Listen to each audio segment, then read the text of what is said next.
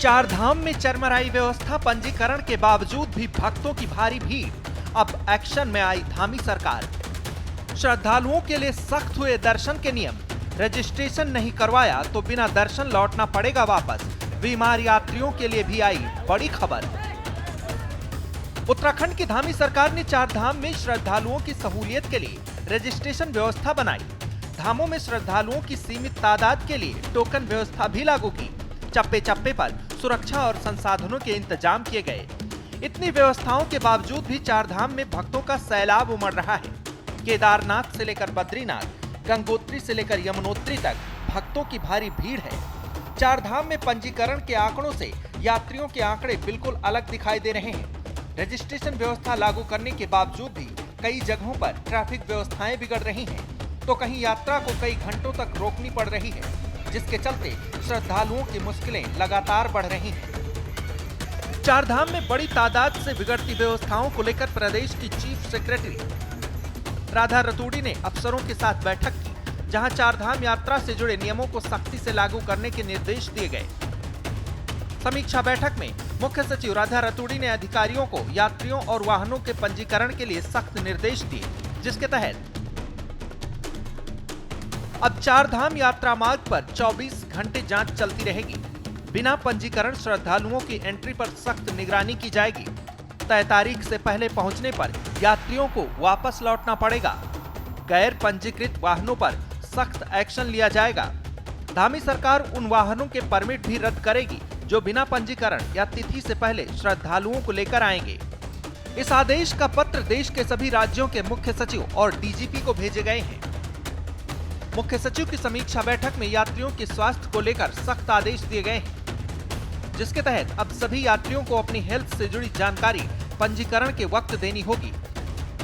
अधिकारियों को चार धाम यात्रियों की हेल्थ स्क्रीनिंग पर विशेष जोर देने के निर्देश दिए गए हैं।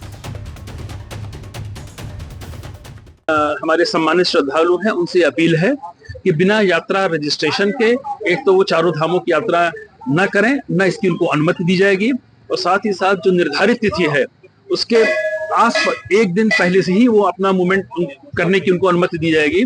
अगर वो हफ्ते 10 दिन पहले से मूव करते हैं तो उन्हें किसी भी दिशा में वहां पर नहीं जाने दिया जाएगा। धामी सरकार की तरफ से चार धाम यात्रा पर 24 घंटे बारीकी से नजर रखी जा रही है।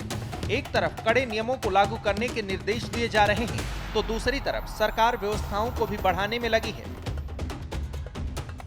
प्रशासन की तरफ से चमोली, रुद्रप्रयाग और उत्तरकाशी के अलावा पौड़ी और टिहरी में ठहराव स्थल बनाए जा रहे हैं, जहां श्रद्धालुओं को लेकर आने वाले वाहन कुछ घंटों के लिए रोके जा सकेंगे। साथ ही मूलभूत सुविधाएं भी उपलब्ध कराई जाएंगी। ठहराव स्थल से SMS के माध्यम से श्रद्धालुओं को बताया जाएगा कि उन्हें कितनी देर और रुकना होगा। सरकार की तरफ से यात्रा रूट पर 184 डॉक्टरों की तैनाती की गई है। इनमें 44 स्पेशलिस्ट डॉक्टर भी शामिल हैं। वहीं श्रीनगर मेडिकल कॉलेज में पैथ लैब की भी शुरुआत की गई है।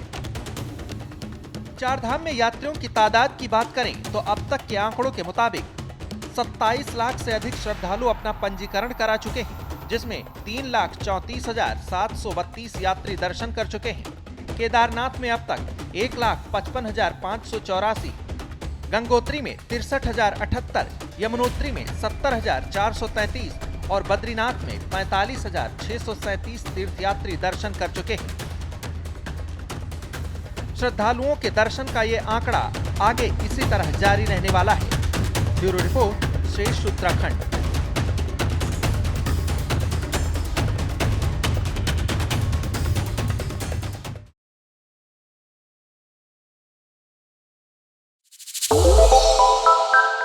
श्रेष्ठ उत्तराखंड पर खबरों से जुड़े रहने के लिए चैनल को सब्सक्राइब और लाइक करें, बेल आइकन दबाएं और देखते रहें श्रेष्ठ उत्तराखंड।